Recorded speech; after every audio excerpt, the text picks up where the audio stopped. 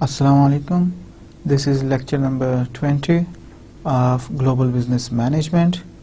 The topic of today's lecture is Global Strategy. We have three learning objectives for today's lecture. The first one is to understand how firms make strategic choice. The second one is to understand the importance of strategic alliances. The third one is management of global alliances. Before we start today's lecture, we quickly recap the last lecture. In the last lecture, we also discussed about the global strategy and strategic management, and we had discussed about the firms can increase the growth by selling goods or services developed at home or internationally. The success of firms that expand internationally depends on the goods or services they sell and their core competencies. Firms can make their products at home and they can sell those products in the international market. Important thing is it depends on the core competency of that firm. What does it mean by core competency? We had discussed about this aspect that the skills within the firm that competitors cannot easily match or imitate. And when we talk about the international market or internationally and selling those products, then we have to see this thing that skills within the firms that competitors in the domestic in the other market, in the foreign market, cannot be easily matched or imitate. For instance, core competencies, we can take the example of the companies from the industrialized nations. When they enter in the in the countries like in the markets like Pakistan or in developing countries, they have the core competencies of the multinational companies. They have the core competencies which cannot be matched by the skills and competencies of the local companies. That's why they can survive and they gain the market share. Core competencies enable the firm to reduce the cost of the value creation. That's the first thing. And or to create perceived value in such a way that premium pricing is possible. There are two core competencies help firms in two ways. The first one is to reduce the cost to create the value. This is the first way they can help firms to reduce the cost. And the second thing is they can create the value which make possible for firms to charge extra on that product through high pricing. When firms base each value creation activity at that location where economic, political and cultural conditions including relative factor cost are more conducive to the performance of that activity, they realize location economies. Location economy, what does it mean? Location economy, the firms consider this aspect that where in the world, in the international and on the globe, where processes of that production of that product are performed more efficiently. Wherever they are performed more efficiently, they go to that market. Efficiently mean more in a better way, and it can include more, less costly as well. By achieving location economies, firms can lower the cost of value creation. The first thing, they achieve lower the cost of value creation. They can go to such market where the cost of production is low and achieve a low cost position, because when they make the product in a low price, they can achieve a low cost position and differentiate their product offering. And they can differentiate their product offering mean they can make the products more suitable or more suitable for the local markets, and they are demanding and their products are in line with the taste and values and preferences of those customers in the foreign markets. By doing those two things, by achieving the location economies, firms can achieve, they can reduce the cost and they achieve the value. They can create the value through reducing the cost, and they can achieve the value through differentiating their products. The third, the firms that undertake advantages of the location economies. Okay, if we continue with the example, this phenomena of location of economies, we see this thing that the firms can operate globally. They can simultaneously they can operate in different markets for even production of one product. For instance, we had discussed the example of the GM of automobile industry. They manufacture the R&D of their automobiles are carried out in Germany, production in Hong Kong, assembly in South Korea, and advertising and marketing in UK. This is called the global web of the value creation activities. Mean wherever they find those values, those processes are performed more efficiently or most cheaply, they go in that market, and this is called global web of value creation. Value chain are dispersed so to those locations around the globe where the perceiver. But the problem arises where in certain situations where the trade barriers are higher. Firms, like we had discussed, that the firms can go wherever they find that processes are performed more cheaply or more in a low cost way. But in reality, it's not possible. In theory or in the book, or theoretically it's okay, but in reality, firms have to consider the transportation cost, firms have to consider the trade barriers, firms have to consider political risk in that market. For instance, the famous example is that when the USA faced this thing that the cost of production is equally expensive in Mexico and in Thailand, Far East Asia. But what they did, they preferred to produce their products in Mexico because the first one, transportation cost, they have very low transportation cost in Mexico because they are neighboring countries, while in contrast, when they had to produce the product in Far East in Thailand or in these countries, in Far East Asian countries, they have the transportation cost is very high. Moving to their raw material or their products in that market, then taking back those products to the US market, the transportation cost is high. The second thing is trade agreements. They have the trade agreements with the Mexico in form of NAFTA, and because of this regional agreement, they don't have the trade barriers, and they used to facilitate their firms through different subsidies and through different tariff reduction and this sort of thing, while they don't have this sort of specific regional agreement with the Far East Asian countries. Okay, the next thing we had discussed about experience curve.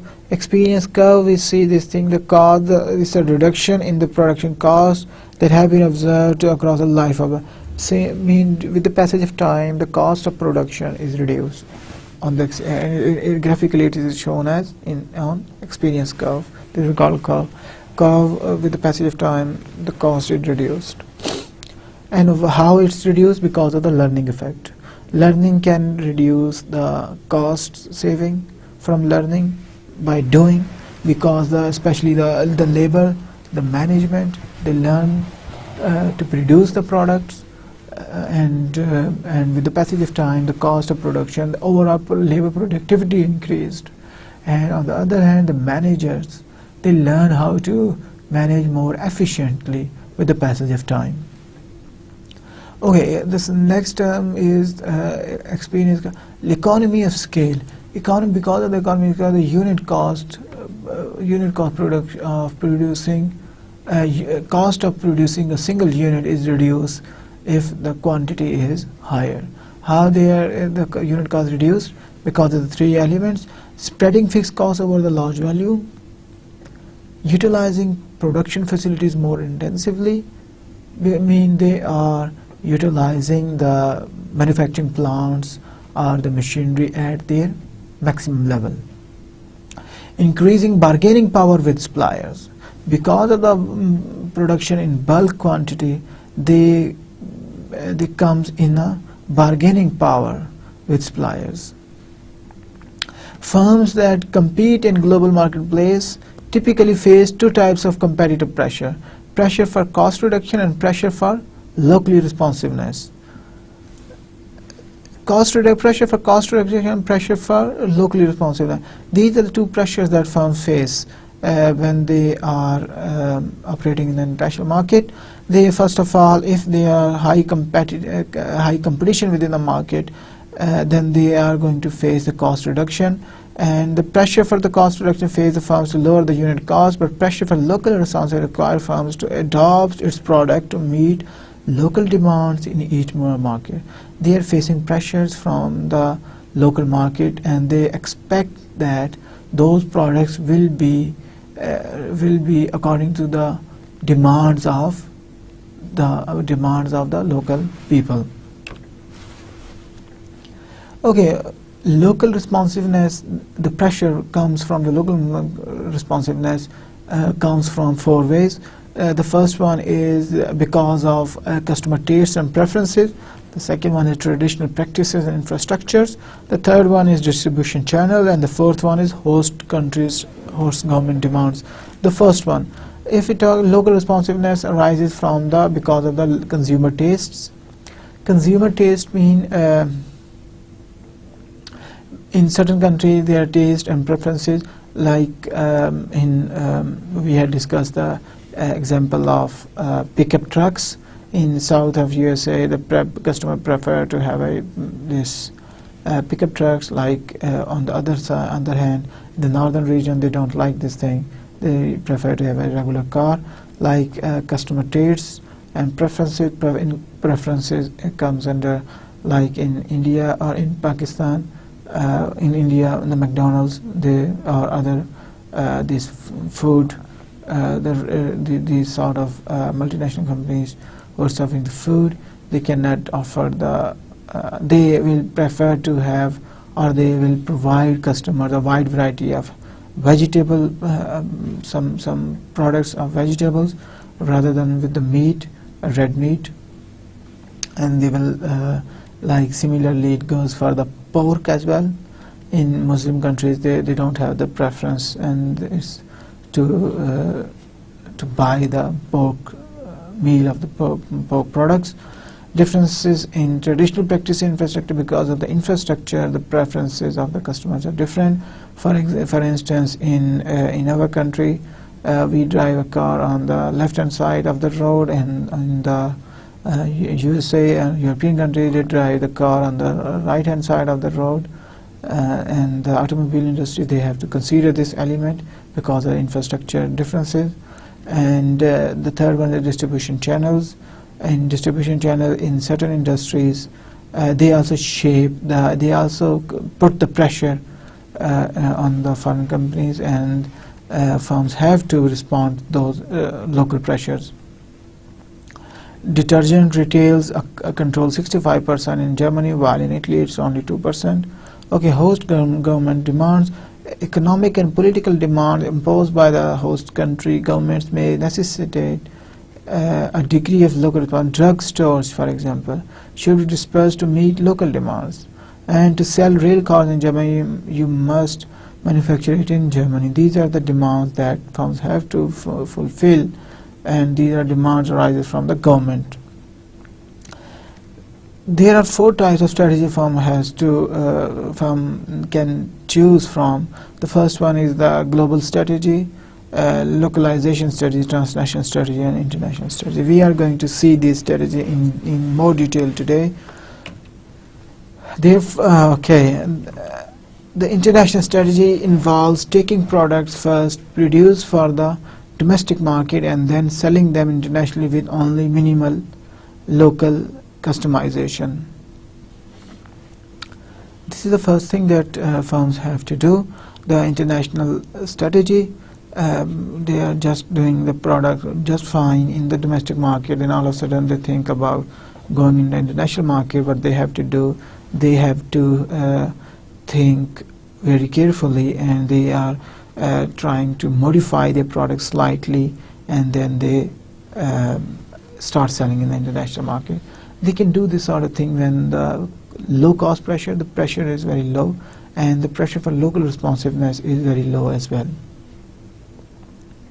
We can take the example of this thing as firms operating in Western companies operating in developed countries, in developing countries, mean they have the core competencies, and they are slightly modifying their products, and they are trying to sell because of their high quality and their differentiation of they try to create the value of their products through differentiation. Because of this differentiation, the local companies cannot compete with them, and because of that thing, they can avail the premium on their price premium on their products. And because of these facets, the low cost pressure exists, and the pressure for local responsiveness is low as well. Okay, the next one is the localization strategy focuses on increasing profitability by customizing the. Okay, in localization strategy, firms are focused on meeting the demands of the local market, meeting the tastes and values of that market, and they try to differentiate their product across the different markets. The localization strategy makes sense when there are substantial differences across nations with regard to the consumer tastes and preferences, and where cost pressure not too intense. And this is really important thing, where cost pressure not intense and the consumer tastes are really different. Global standardization strategy focuses on increasing the profitability and profit growth by reaping the cost reduction that comes from economy of scale, learning effect, and location economies. These are the three different sort of things that firms can achieve. They can achieve the profit or increase the profit and profit growth by cost reduction, which comes from economy of scale, because they increase the level of production, because of the experience, and because of the location economies. Strategy goal is to pursue a low cost strategy on a global scale. The best example of global global standardization strategy is the Walmart. And Walmart which is a retail American retail giant, and which is following the low cost strategy across the globe. And if we consider Walmart and then read the last two lines, and we are going to see when there is strong pressure for cost reduction.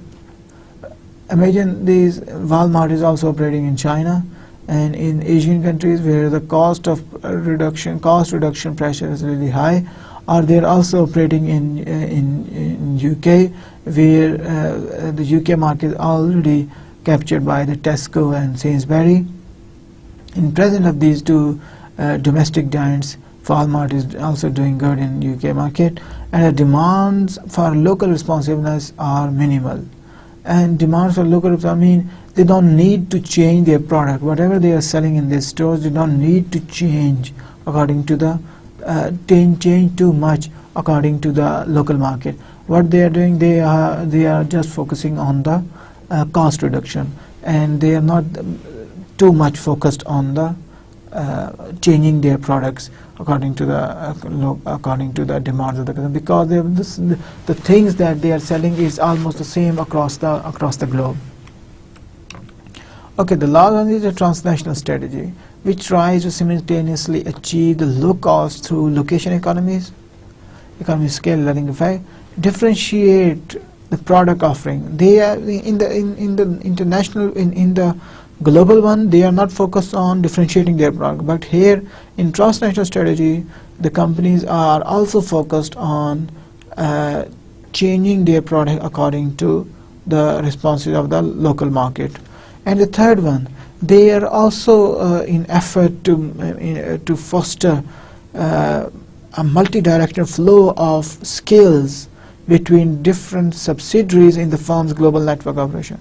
What they are trying to do, they are focusing on gaining the core values or some skills from the subsidiaries, from the various subsidiaries, from wherever they get these skills, extra skill, they are going to get those skills from that subsidiary and disperse that skill across the network of global subsidiaries. so that all the subsidiaries should be benefited from those scales.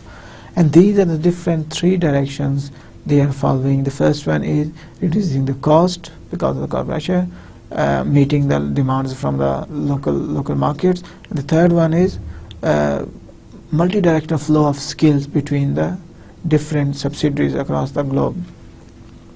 The transnational strategy makes sense when the cost pressure are intense. Pressure for local responsiveness are intense as well. Cost pressure are intense and the pressure for local responsiveness are intense.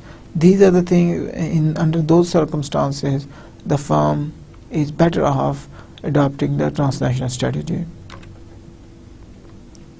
Okay, with the passage of time, it might be these strategies are okay and they are well fitted with the organizational structure and organizational objectives, but with the passage of time, might be these firms have to change those strategies and the firm have to move towards the new strategy. For instance, in the international strategy,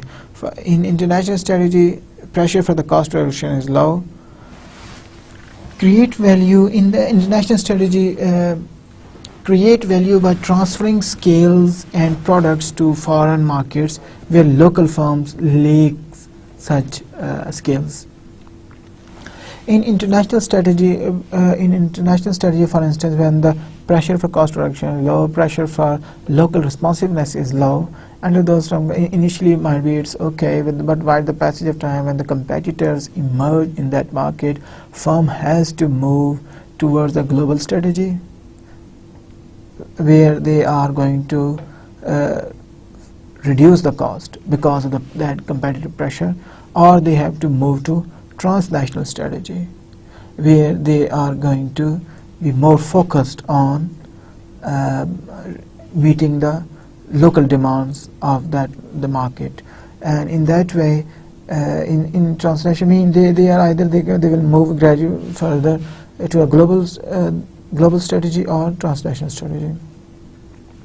Similarly, if the firm at the moment have adopted the localization strategy, firm is only focused on localization. They are just responding to the customer demands of that market. Then might be with the passage of time, when the competition emerged, they will be forced to reduce the cost as well, and they have to move towards the transnational strategy. When they have to do both things together, they are focusing on reducing the cost, and they are also reducing the pressure. They are facing the pressure to local responsiveness as well. Then they have to move towards the transnational strategy. In transnational strategy, they have to adopt the third thing as well, that getting the skills and communicating those skills across the global network of their subsidiaries. Okay, strategic alliances. Strategic alliances when they make such for strategies, globalization or transnational, international or localization strategy, firm can enter in, or firm can collaborate with other firms, and they can make some strategic alliances. Specifically, strategic alliances refer to cooperative agreements between potential or actual competitors. Important thing is, it's not always with the competitor. That can be the potential competitors as well. Might be at the moment they are not the competitor, but in the future might be they will be competitors of that company. It ranges from formal joint venture to short-term contractual agreement. These strategic alliances can vary depending on the time period. It can be a long-term, strategic partnership. That can be joint ventures, or it can be a short-term contractual agreement. Might be these two firms can produce one project. They are just collaborating with each other.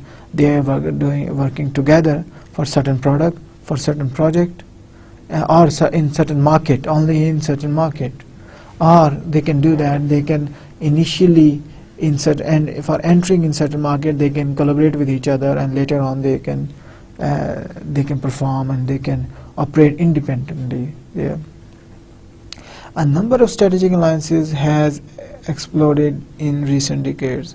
In recent decades, since the China has entered in the World Trade Organization in 2001, the world has seen a lot of strategic alliances across the globe. These strategic alliances are, the first reason is because of the globalization. And because of the globalization, as we have discussed earlier in the previous chapters, that because of the globalization, the firms are forced to move away from the domestic to international market because of the competition to survive and to sustain their market position and to further growth for exploring the additional growth opportunities in the new market. They can do the strategic alliances. And that's why we have seen in recent decades a lot of, in huge numbers of the strategic alliances. These alliances, what we have seen is not only between the developed countries, we have seen these strategic alliances between the developed and developing countries. Like like very famously, we have seen the strategy. Before, it was very common for the companies from the developed countries, that from the Western countries, that they used to operate solely. They used to do the solo flight when they enter in the developing countries. They operate in India, they operate in Pakistan or some other China. They used to operate solo, independent operations. But in the recent, because of the emergence of these countries, emergence of the BRIC countries, these companies are forced, because of the market pressure, they are forced to operate in alliances and make the strategic alliances with the domestic firms, or they can make the alliance with some firm from the Western countries, and then they enter in India or China or in some emerging economies because of the core competencies. Before, they in the few decades ago, the core competencies what they have, these Western companies, is now the companies from the developing countries, they are achieving those competencies as well. And because of this thing, they cannot survive only because of those competencies, and they cannot survive in these markets because of their extra efficient technology or extra skills, extra management skills. Because nowadays, these companies from the India and China, they are also in Russia or Brazil, they are also availing those technological skills and managerial skills. That's why we are observing a huge number of strategic alliances around the globe. Strategic alliances are attractive because there are a few things. There are importantly 4 points which shows that why firms make strategic alliances. The first one is that it facilitates entry into a foreign market. The first point is it facilitates entry into a foreign market. Might be it is possible that firm cannot enter in the new market alone, or imagine a scenario that there is a US firm who wants to enter in China, but that firm is finding really difficult to enter in the firm because of might be the political pressure, might be the economic uncertainty in that market, or might be the unforeseen circumstances, or might be that firm cannot predict the future or the market growth potential in the market. And in order to know these things, or in order to avoid the uncertainties, that firm is going to enter in that market with some strategic alliance. Another thing is might be it's not possible for that firm because of some trade restrictions to enter in that market. And then even in that case, because of that trade barriers, that firm has to make some strategic alliance with the domestic firm and then enter in the market. Very famous example is Motorola initially finds it very difficult to enter in Japan because of the trade barriers, and so they joined Toshiba. Motorola in the semiconductor industry, Motorola, despite they are doing really good in the technology, and they have the technological advancements in the semiconductor production, but even then Japan and Japanese government were some sort of accusation or some sort of arguments that the level or the quality of the foreign producers of semiconductor products are not up to their standard. That's why they are not allowing to enter the foreign companies into the Japan. And what the Motorola did in order to do so, they made a strategic alliance with Toshiba, and then they entered in the Japanese market. Okay, the second condition when the strategic alliance is feasible is it allows firms to share the fixed cost and risk of developing new product and processes. That's important thing, that when a firm see this thing that the fixed cost is really huge, they cannot bear that fixed cost alone. That's the first thing. Second thing is they cannot bear that fixed cost because of some uncertainties or some risks associated with that investment. Or third thing is might be they do something strategic alliance just for certain product, to produce that product, and in order to produce that product or that project, might be the uncertainty is really high. To share those risks, those uncertainties, firm can go for strategic alliance for similar firm operating in the same industry. Both above firms like Motorola and Toshiba contributed $1 billion in the semiconductor industry, in semiconductor business in Japan. The third point is, the third scenario where these strategic alliances are really lucrative is when they work together, complementary skills and assets that neither partner could easily develop on its own. Now consider a scenario: a firm has some skills A, and other firm has some other skills type B. When in order to produce a new product, or in order to produce a new to execute a new project, that both firms need skills A and skill B. They cannot achieve the other skills. What they can do, they can work together. They can go together and use both firms are going to use their own competencies, mean their strongholds. The famous example is French Thomson. Core is access to their stronghold is access to EU market. They had this is a home appliance company, and they had the access to the EU market, because this company is the French company. And another one is the Japanese JVC, which got the competency or efficiency in technology. They have the superior technology, and the Thomson, they have the access to the EU market. French Thomson, this company, the Thomson, they cannot achieve the technological know-how which JVC has. And similarly, JVC cannot enter in the EU market more successfully without any collaboration with the local firm. What they did, they went together and they started to produce something new within the EU market. The last scenario is a strategic alliance help a firm establish technological standards for the industry that will benefit the firm. I mean, they might be, if for instance consider example that there are only few firms operating in the business, and the top two firms work together, and when they work together they will make some standards for the remaining industry. Or if there are a lot of firms, but there are certain firms who are controlling, or they are having large market shares, what they can do, they can work together for a certain new project, or they are for the future, or for the short time, and they can develop certain standards which the whole industry is going to follow.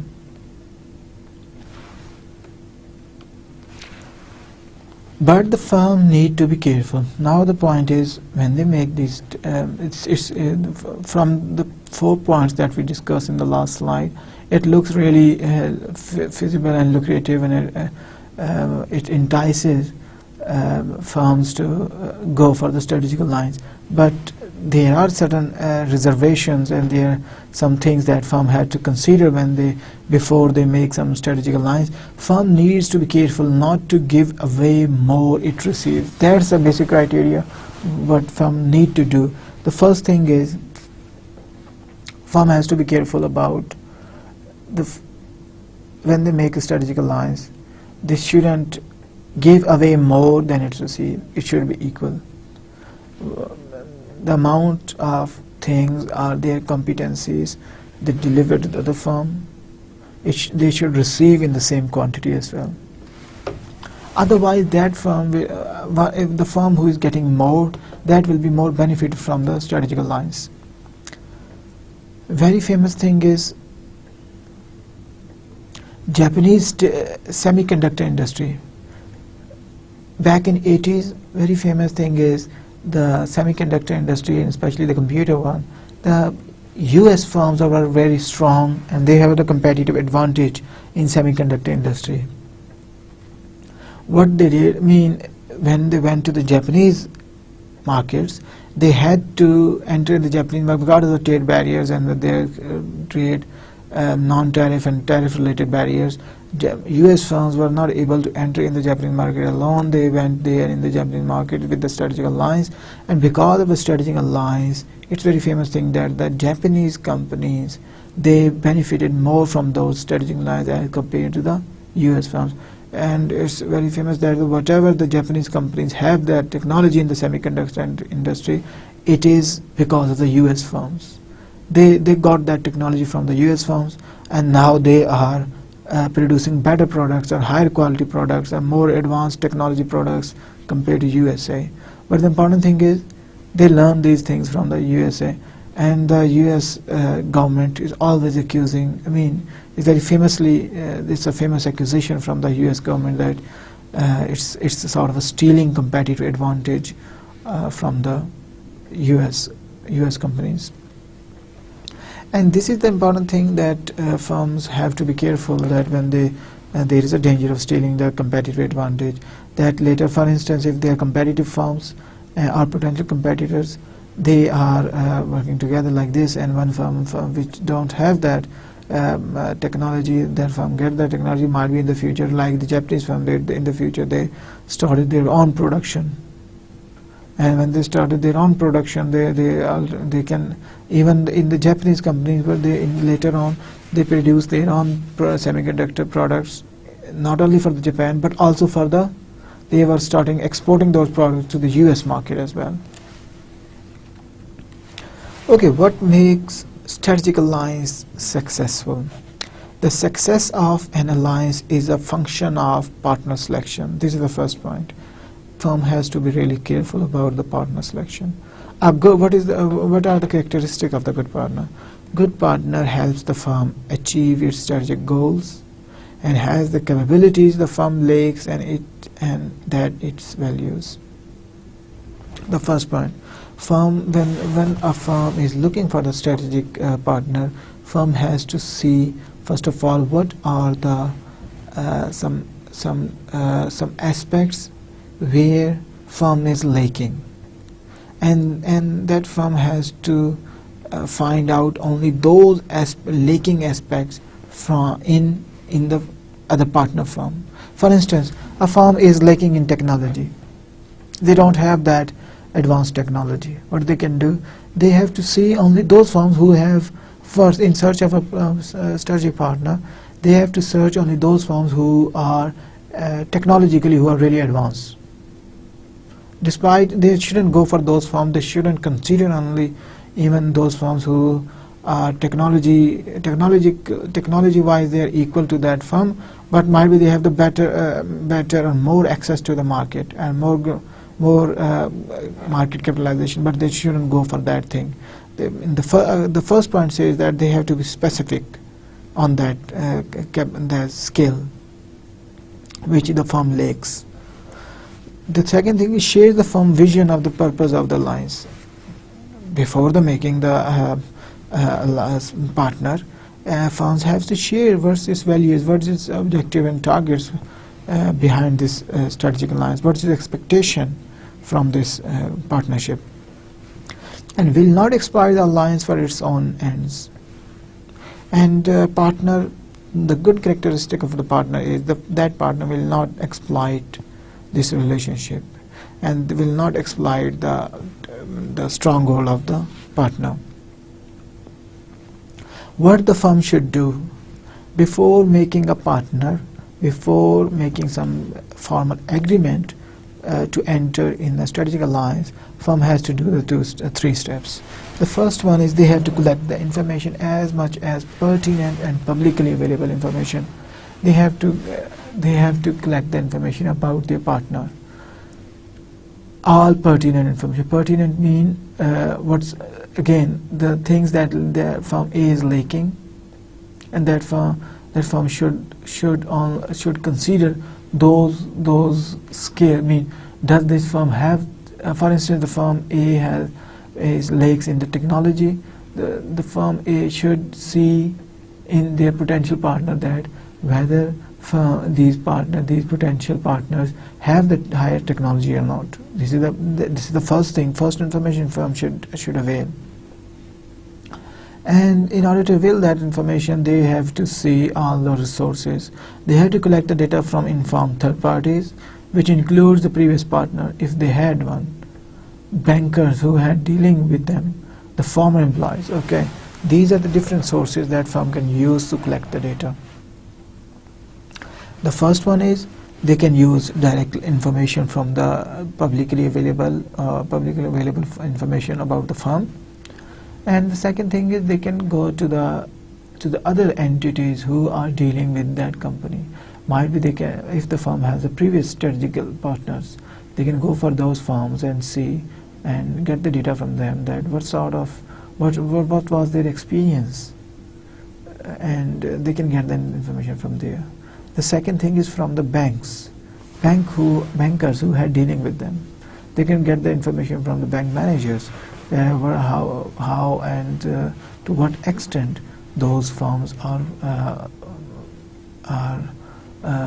paying back, or some financial strength, or this sort of things.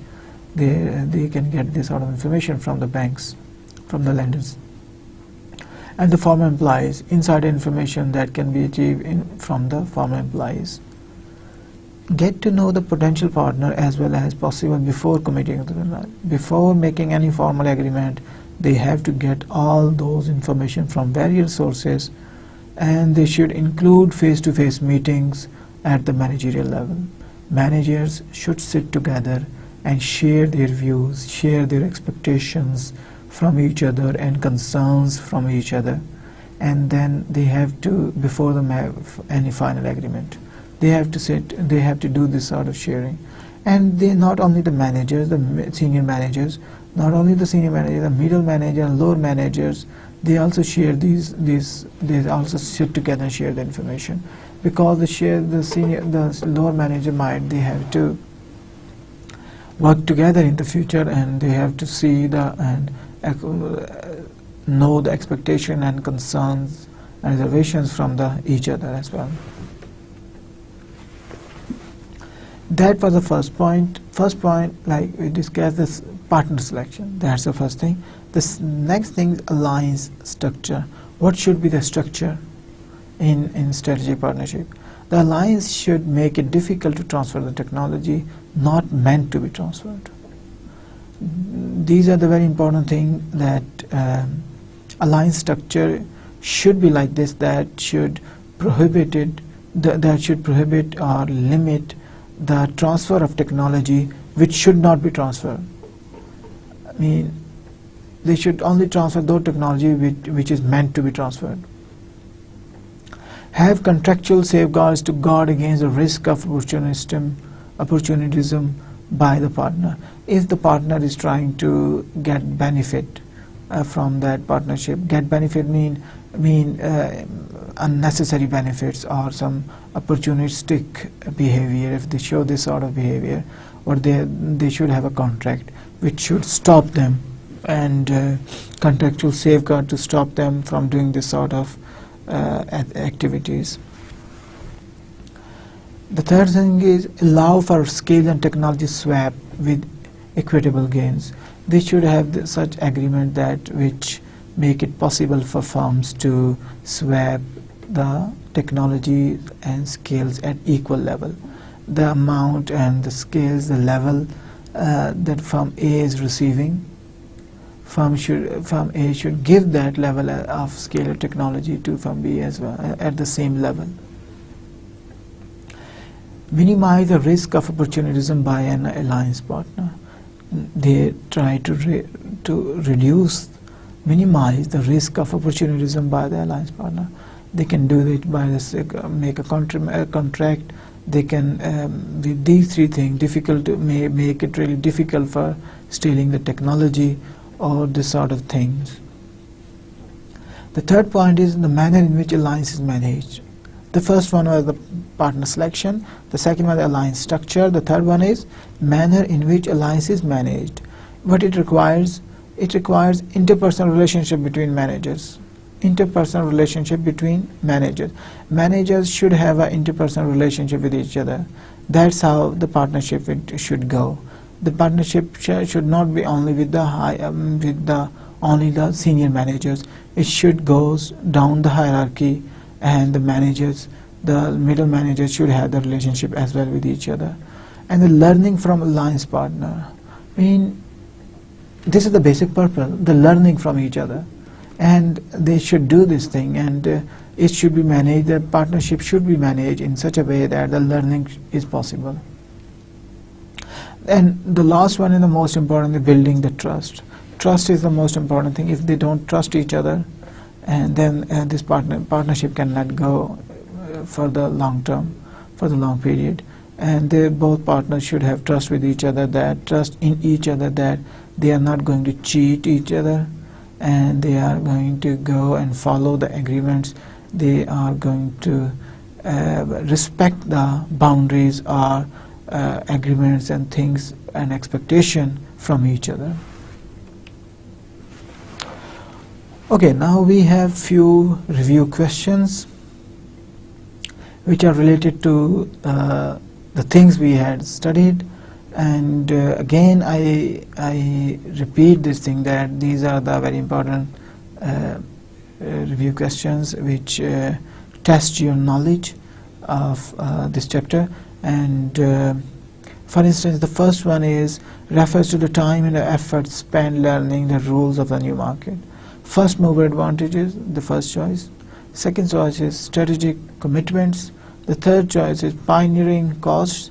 The fourth is market entry costs, which refers to the time and effort spent learning the rules of the new market. You have to see this, and answer this question is available in the previous slides. How do most firms begin their international expansion? With a joint venture, with a wholly owned subsidiary, with licensing on franchising, with exporting. These are the four choices, and you have to think how most firms begin their international expansion. If you find difficulty in answering these questions, you can check the book as well. What is the main disadvantage of wholly owned subsidiaries? They make it difficult to realize location and experience curve economies. The firm bears the full cost and risk of setting up overseas operations. They may inhibit the firm's ability to take profits out of one country to support competitor attacks in another. The fourth one is high transport cost and tariffs can make it uneconomical. These are the four choices. If a firm wants to global strategic coordination, firm should choose franchising, joint venture, licensing, or wholly owned subsidiary. These are four choices, and you have to think what are those options of global strategic coordination firm can choose from. All of the following are the advantages of acquisition, except they are quicker to execute. It is easy to realize synergies by integrating the operations of the acquired entities. They enable firms to preempt their competitors. They may be less risky. Four choices, and you have to check one. Which of the following is not important to a successful strategic alliance? Establish a 50-50 relationship with partner. Creating strong interpersonal relationship. A shared vision. Learning from the partner. Which of the following is not important to the successful strategic alliance? The first one is establishing only 50% relationship, creating strong interpersonal relationships, shared vision, learning from partner. You just did it, and you should know about this instantly. Okay, this is a very interesting case study of the General Motors, and this is the case study how General Motors enters in the Korean market, and how they failed. They made a strategic alliance in the Korea, and they failed that strategic alliance. We are going to see this case study now, and we are going to discuss this case study in the next lecture. The main points of this case study, we are not going to go through the entire case study. I'm going to quickly go through the main points of this case study. I start with from the beginning. In June 1984, General Motors and a Daewoo Group of South Korea signed an agreement that called for each of the invest 100 million in a South Korean-based 50-50 joint ventures. Daewoo Motor Company that would manufacture a subcompact car, and these are the names, based on the GM's popular German-designed Opel Kadett. The Opel is a wholly owned German subsidiary of GM. Much of the day-to-day management of the alliance was to be placed in the hand of Daewoo executives, with managerial and technological advice being provided by the limited number of GM executives. At the time, many hailed the alliance as a smart move of both companies. GM doubted that the small cars could be built profitably in the United States because of the high labor cost. Small car could be built profitably in the United States because of high labor cost, and it saw enormous advantages in this marriage of German technology and Korean labor. At the time, Roger Smith, GM chairman, told South Korean reporters that GM North American operation would probably import 80,000 to 100,000 cars a year from Daewoo Motor. The Daewoo Group would get access to the superior engineering skills of GM and entry into the world's largest car makers, the United States. 8 years of financial losses later, the joint venture collapsed in a blizzard of mutual recriminations between the Daewoo and General Motors.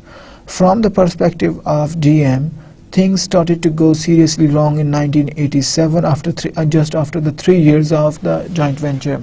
I mean, after 8 years, they collapsed this joint venture, but after 3 years, GM managers says that things started to go seriously wrong in 1987, just as the first Lehman was rolling off Daewoo's production line. South Korea had lurched towards democracy, and workers throughout the country demanded better wages. Daewoo Motor was hit by a series of bitter strikes that repeatedly halted Lehman production. This is the name of the car that they intended to produce in the South Korea. To calm the labor, troubles Daewoo Motor more than trouble wages. Suddenly, it was cheaper to build Opel in Germany than South Korea. German wages were still higher, but German productivity was also higher. Initially, what was that? Their intention was, GM had one subsidiary in Germany, and they thought rather than producing in Germany, why not they produce in Korea with this strategic alliance with the Daewoo, and then they export these cars produced in South Korea to USA. And they thought it's cheaper to produce in South Korea as compared to in Germany.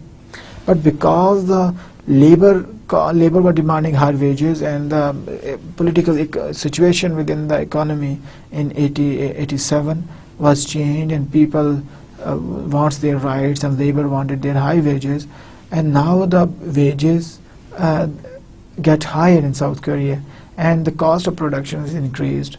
And now it's saying this thing, despite the German labor still have the higher labor wages, their wages are still higher as compared to South Korea, but German have the high productivity as well. And because of the high productivity, overall cost per unit is reduced in Germany, is lower in Germany as compared to South Korea. Okay, the second problem is equally problematic was the poor quality of the cars rolling off the Daewoo production line. Electrical systems often crashed on the Le Mans, and the braking system tended to be failed just a few thousand miles. The Le Mans soon gained a reputation for poor quality, and the US sales plummeted to 37,000 vehicles in 1991, down to 86% from their 1988 high. Hurt by the car's reputation as a Le Mans, Daewoo's share of the rapidly growing South Korean car makers market also slumped from the high of 21.4% in 1987 to 12.3% in 1991. This is the second point. The first point, which was the major cause of the failure of this strategic alliance, was the wage, raising the wage rate in South Korea, cost of production. And the second point was the quality of the product, quality of the cars. Quality of the cars produced in the South Korea was really inferior compared to the production in Germany.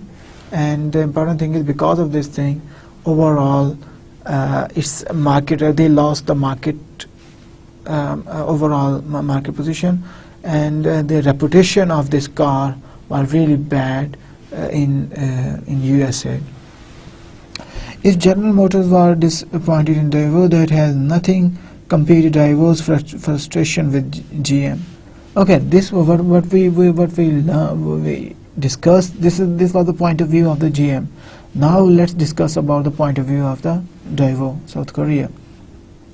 Daewoo Group Chairman Kim Woo Chung complained publicly that the GM executives were arrogant and treated him shabbily. Mr. Kim was angry that GM tried to prohibit him from expanding the market for Daewoo's cars. In late 1988, Kim negotiated a deal to sell 7,000 Daewoo Motors cars in Eastern Europe. GM executive immediately tried to kill the deal, telling Mr. Kim that the Europe was the territory of GM's German subsidiary, Opel. Daewoo ultimately agreed to limit the sale to 3,000 cars and never sell again in Eastern Europe. To make matters worse, when Daewoo developed a new sedan car and asked GM to sell it in the United States, GM said no. Also, Daewoo management believed the poor sales of the Le Mans car in the United States were not due to the quality problem but to the GM poor marketing efforts. This is the view of the Daewoo company. They are saying this, the GM company, the managers of the GM company were too arrogant, and they were involving, and their decisions are always rejected by the GM company, and they were not allowed to sell their cars in the Eastern European and even in the USA. Things came to a head in 1991 when Daewoo asked GM to agree to expand the joint venture's manufacturing facilities. The plan called for each partner to put in another $100 million and Daewoo Motors to double its output. GM management refused on the grounds that increasing output would not help Daewoo Motors unless the venture could first improve its production quality. The matter festered until 1991 when GM management delivered a blunt proposal to Daewoo. Either GM would buy out Daewoo's stake or Daewoo would buy out GM's stake in the joint venture. Much to GM's surprise, Daewoo agreed to buy out GM's stake. The divorce was completed in November 1992 with the agreement by Daewoo to pay $170 million over the 3 years for its 50% stake in the Daewoo Motors Company. This is we have seen the views from the both parties, both partners of the strategic alliance, and we have seen this thing that ending result was not really good. And it's really interesting case study, and we had the reasons that we had studied. All these reasons fall in here, and you can correlate this case study with the points that we have studied in the chapter. Okay, this is a quick summary of today's lecture. 4 basic strategies that we have to compete in the national environment: global standardization, localization, transnational, and international strategy. These are the 4 basic strategies firm can choose. Then we have studied the strategic alliance, which refers to cooperative agreement between the potential and actual competitors. It ranges from the joint venture to short-term contractual agreements. Number of strategic alliances have exploded in recent decades. Strategic alliances is attractive because it facilitates entry into the foreign market, allow firms to share the fixed cost and risk of developing new products or processes, bring together complementary skills and assets that neither partner could easily develop its own, and help a firm establish technological standards for the industry that will benefit from partner selection. Okay, good. What are the characteristics of the good partner? It helps the firm achieve its strategic goals and has capabilities the firm lacks, and that values share the firm's vision for the purpose of the alliance, will not exploit the alliance for its own ends. Okay, the second thing, the alliance structure that firm has to see. The alliance should make it difficult to transfer the technology, have contractual safeguard for the risk of opportunistic behavior, allow for skill and technology swap with equitable gains, minimize the risk of opportunism by the alliance partner. And the third one, the manner in which the alliance is managed. It should require the interpersonal relationship between managers from the both partners, learning from the alliance partners, and the building trust. These are the important things for managers have to see when they go into the strategic partnership. Thank you for today. Allah Hafiz.